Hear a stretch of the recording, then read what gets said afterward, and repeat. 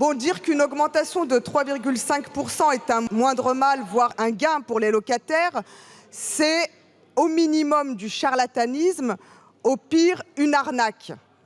L'indexation est déjà en soi une manière de faire peser tout le poids de l'inflation sur les locataires, dont les salaires, eux, je vous le rappelle, ne sont pas indexés sur l'inflation.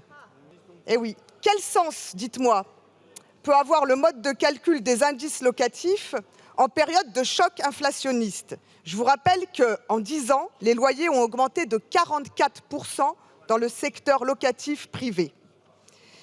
La réalité, c'est qu'aujourd'hui, 3,5% des ménages multipropriétaires détiennent au moins 5 logements et 50% du parc de logements mis en location.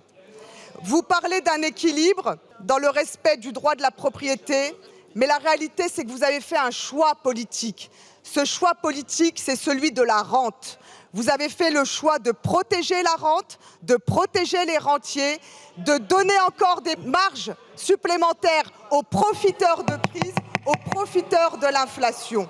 C'est une très grande injustice sociale parce qu'on fait peser toujours sur les mêmes les locataires qui supportent déjà l'essentiel des augmentations des charges liées à leur logement et on leur fait porter encore là une augmentation injuste, parce que ce n'est pas un plafonnement que vous proposez, c'est un taux fixe. Vous dites à tous les propriétaires, prenez encore 3,5% de plus, ce qui fera au total 7,1%. Merci de conclure, Je vous Madame la demande députée. une année blanche pour les profiteurs de l'inflation. Merci, Madame la députée.